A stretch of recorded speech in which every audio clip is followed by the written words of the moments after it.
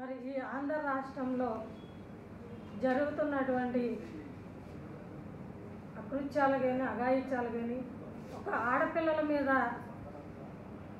ఉన్నటువంటి గౌరవం ఇదేనా అని ఇప్పుడున్నటువంటి కూటమి ప్రభుత్వాన్ని మేమైతే ప్రశ్నించదలుచుకున్నాం.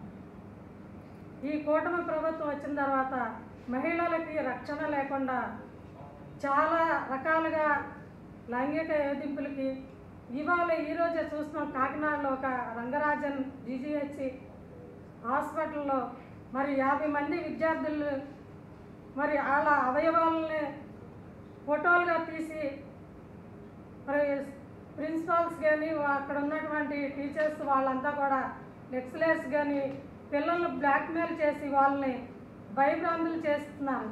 ఇవాళ సమాజంలో ఆడపిల్లలు బయటికి వెళ్ళాలన్నా బయటికి వెళ్ళి చదువుకోవాలన్నా తల్లిదండ్రులు కూడా చాలా భయపడేటటువంటి పరిస్థితులు ఇవాళ ఆంధ్ర రాష్ట్రంలో నెలకొని ఉన్నాయి. ఒక లేడీ హోమ్ మినిస్టర్గా ఉన్నటువంటి ఈ ఆంధ్ర రాష్ట్రంలో మహిళలకి రక్షణ లేకుండా పోయింది. ఇలాంటి ప్రభుత్వం ఉన్నందుకు మహిళలందరూ కూడా తలదించుకునే పరిస్థితి వల్ల ఏర్పడింది. కూటమి ప్రభుత్వం 3 ప్రభుత్వాలు కలిసినా కూడా రక్షణ ఇవ్వలేనటువంటి పరిస్థితుల్లో గతంలో మరి జగన్మోహన్ రెడ్డి గారిని తీసుకుంటే ఆడవాళ్ళని ఎంత గౌరవించేవాళ్ళు. మరి ఆ రోజు వాలంటీర్ని తీసుకొచ్చి వాలంటీర్లు కూడా అందరినీ అమ్మేస్తారని చెప్పి ఒక డిప్యూటీ సీఎంగా ఉన్న పవన్ కళ్యాణ్ గారు ఆ రోజు మాట్లాడారు. మరి ఈరోజు ఎక్కడున్నారు ఆయనని మేము ప్రశ్నిస్తున్నాం. మరి మీరు ఇచ్చే గౌరవం ఇదేనా? ఇవాళ ఏమైపోయింది మీ గొంతుకులన్నీ? మీరు ఇవాళ బయటకు వచ్చి మాట్లాడారు. అందరూ కూడా తల్లిదండ్రులు ఎంత కష్టపడి ఆ పిల్లల్ని ఇంతవరకు తీసుకొచ్చి వాళ్ళని చదువుకొని వాళ్ళని ఒక స్టేజీలో చూడాలని ఎంతో వాళ్ళ కష్టాన్ని కూడా పక్కన పెట్టి ఈరోజు పిల్లలు బయటికి పంపిస్తే పిల్లల మీద రక్షణ లేని పరిస్థితి ఈ ఆంధ్ర రాష్ట్రం ఎక్కడికి వెళ్తుంది, ఎటెళ్తుందని చెప్పి లేడీస్ అందరూ కూడా మీరు అందరూ బయటికి రావాలి, ప్రశ్నించాలి ఈ ప్రభుత్వాన్ని కోరుకుంటూ సెలవు. రాష్ట్రంలో జరుగుతున్న అన్యాయం కానీ ఆడపిల్లల మీద వేధింపులు కానీ మనం గమనిస్తున్నాం. ఎందుకంటే ప్రతి పిల్లలు చదువుకోవడానికి ఈరోజు స్కూల్స్కి వస్తున్నారు, కానీ ఏ ధైర్యంతో పంపించాలని చెప్పి తల్లిదండ్రులు కూడా అడగటం జరుగుతుంది. ఎందుకంటే మొన్న చూస్తే గుడ్లవల్లి కాలేజీలో ఇలా ఆడపిల్లల కేసు కూడా తెలుగుదేశం పార్టీ కూటమి ప్రభుత్వం వాళ్ళ నాయకులు ఇన్వాల్వ్ అయి ఉన్నారు కాబట్టి దాన్ని నీరుగార్చేశారు. ఈరోజు రంగరాయ మెడికల్ కాలేజ్లో జరుగుతున్న పారామెడికల్ స్టూడెంట్స్ కనీసం 50 మంది స్టూడెంట్స్కి అన్యాయం జరుగుతుంది. వాళ్ళ ఫొటోస్ తీసి ఆ ల్యాబ్ అసిస్టెంట్ కానివ్వండి, అక్కడున్న 3 కూడా అసిస్టెంట్తో పాటు టెక్నీషియన్స్ వీళ్ళందరూ కూడా ఆ పిల్లల యొక్క శరీర భాగాలను ఫొటోస్ తీయటం, వాళ్ళ ఫొటోస్ని వాళ్ళ ఫోన్స్లో పెట్టడం, మీరు కానీ మేమన్న కోరికలు నెరవేర్చకపోతే మిమ్మల్ని పాస్ చేయడం, ఫెయిల్ చేస్తామని చెప్పి పిల్లల్ని బెదిరించడం, అటు తల్లిదండ్రులకు చెప్పుకోలేక పిల్లలు ఇలా అంటే ఎంతమందిని అన్యాయం చేస్తూ ఆ పిల్లలు ఇంకా ఆత్మహత్యలు చేసుకుంటే ఎవరిది రెస్పాన్సిబిలిటీ చెప్పాలి? ఎందుకంటే పిల్లల్ని ఈరోజు మెడికల్ కాలేజీలో చదివించాలి. మన నాయకుడు గత పార్టీ వైఎస్ఆర్సీపీ పార్టీ సీఎం అధికారంలో ఉన్నప్పుడు పిల్లలు ఇంకా మెడికల్ కాలేజీలో చదువుకోవాలి, డాక్టర్స్ అవ్వాలని చెప్పి 11 మెడికల్ కాలేజీలు పెట్టినటువంటి ఘనత జగన్మోహన్ రెడ్డి గారిది. కానీ ఈరోజు ప్రభుత్వం ఏం చేస్తుంది? పిల్లలు మెడికల్ కాలేజీలో చదువుకోవాలంటే ఈరోజు మేము చోటకి వెళ్ళొచ్చు, ఆ పాపకి సీట్ వచ్చింది, మెడికల్ కాలేజ్ సీట్ వచ్చిందని చెప్తుంది. ఆ పాప కూడా నువ్వు ఎక్కడ పెట్టుకుంటావమ్మా అంటే రంగరాయ మెడికల్ కాలేజ్ అంది. అంటే ఏ ధైర్యంతో ఆ తల్లిదండ్రులు ఆ పాపను పంపిస్తారు చెప్పండి? అంటే పిల్లలు చదువుకోవడానికి లేదు, బయటికి వెళ్ళటానికి లేదు. అంటే మన రాష్ట్రంలో హోమ్ మినిస్టర్గా ఉన్న అది లేడీ మంత్రి గారు ఏం చేస్తున్నారు? ఎక్కడున్నారు? పిల్లలపై 4 ఏళ్ల నుంచి 60 ఏళ్ల వృద్ధురాల వరకు కూడా బయటికి రావడానికి కూడా భయపడే రోజులు వచ్చేసినాయి. అంటే పిల్లల్ని ఏ ధైర్యంతో తల్లిదండ్రులు ఒక చదువుకోవడానికి పంపించాలి? అంటే వీళ్ళ ఇప్పుడు కూటమి ప్రభుత్వంలో ఉన్న నాయకులు పిల్లల్ని చదివించుకుంటారా? మిగతా వాళ్ళు ఎవరు ఇంక పిల్లల్ని చదివించుకోక్కర్లేదా? అంటే వాళ్ళకే వాళ్ళు సెక్యూరిటీ ఇస్తారా? మిగతా వాళ్ళందరూ మనుషుల్లాగా కనపడట్లేదా? ఇదివరకు ఏదైనా చిన్న కేసు జరిగినా ఏదైనా చేసినా కూడా దిశ పోలీస్ స్టేషన్ ఉండేది, దాన్ని నీరుగార్చేశారు. అంటే ఈరోజు ఈ ప్రభుత్వం ప్రజలకు ఏం చెప్పబోతుంది? అంటే ఒక నియంత పరిపాలన చేస్తాక చూస్తున్నారా? అంటే ప్రజలు ఒక కుటుంబంలో చక్కగా హ్యాపీగా ఇంట్లో ఉండి పిల్లల్ని రక్షించుకునే ప్రభుత్వం నుంచి ఈ ప్రభుత్వం వచ్చేసింది. ఈ ప్రభుత్వం మాకు జనాలకి మహిళలకి ఏం చెప్పగలుగుతుంది అన్నది మీరు చెప్పాలని చెప్పి మేము అడుగుతున్నాం. అంటే ఈ పిల్లల్ని చదివించుకోవాలా వద్దా అని చెప్పి మహిళలు కూడా చాలా ఇబ్బంది పడుతున్నారు. వాళ్ళకి కూటమి ప్రభుత్వం ఏం చేస్తే మీ పిల్లలు ధైర్యంగా మీరు పంపించుకోవచ్చని నిరూపించగలదో చూపించమని అడుగుతున్నాం. ఎందుకంటే ఈరోజు ఒక పక్కన జరుగుతుంది, అక్కడున్న ఆవిడ అధికారి ఏం చెప్తుంది, మేము వాళ్ళని మందలించాం వీళ్ళు మందలించాం అంటే ఇది కూడా నీరు గార్చేస్తారు. అంటే నీరు గార్చేసి ఏం చేద్దామని అంటే మేము అందరినీ కప్పు పెట్టేస్తాం, తప్పు చేసిన వాళ్ళకి ఏం మాత్రం వాళ్ళకి శిక్ష వేయరు. శిక్ష వేస్తేనే కదా ఇలాంటివి జరగకుండా ఉంటాయి అని చెప్పి మేము అడుగుతున్నాం.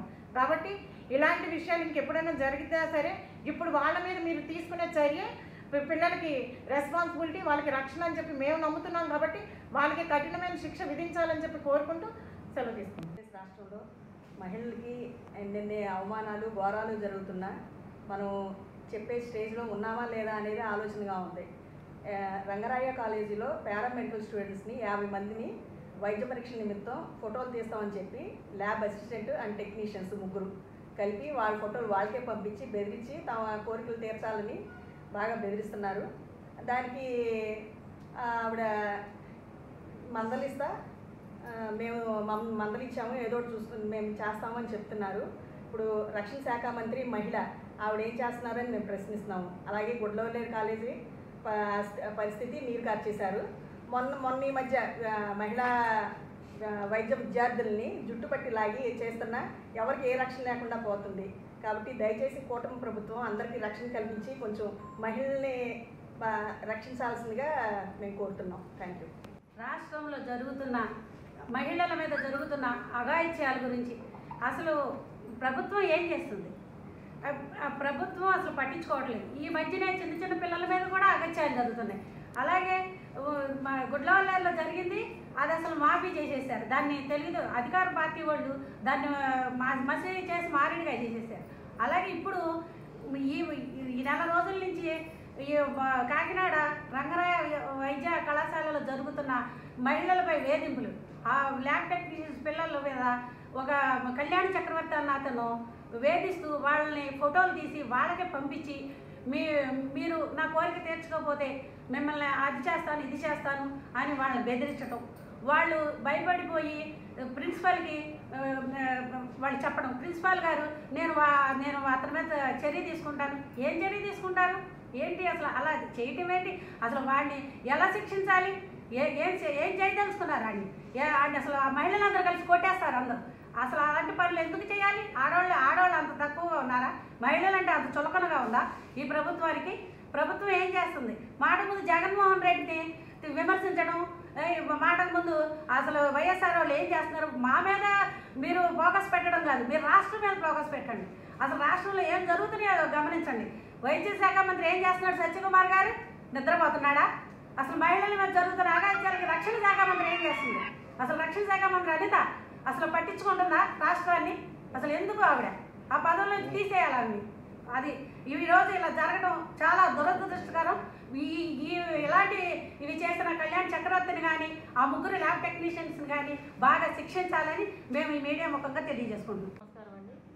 ఈరోజు రాష్ట్రంలో జరుగుతున్న ఈ అవినీతి గురించి, మహిళల మీద దౌర్జన్యాల గురించి మేమందరం ఇక్కడ ఖండించడానికి ఇక్కడ సమావేశమయ్యాం. ఈరోజు నుంచి గత సంవత్సరం నుంచి చూసుకున్నాం.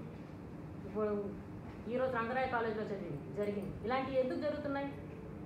ఆ రోజు గుడ్లవల్లేరు కాలేజీలో జరిగినప్పుడు కూడా అప్పుడు అంతమంది కాలేజ్ విద్యార్థులందరూ ఇంట్లో కాలేజ్ నుంచి బయటకు వచ్చి ఆడపిల్ల తన స్వయంగా నాకు అన్యాయం జరుగుతుంది, నాకు తప్పు జరుగుతుంది, మాకు న్యాయం కావాలని అంతమంది విద్యార్థులు వచ్చి అంత ధర్నాలు చేస్తే లాస్ట్లో గవర్నమెంట్ ఏం చెప్పిందండి?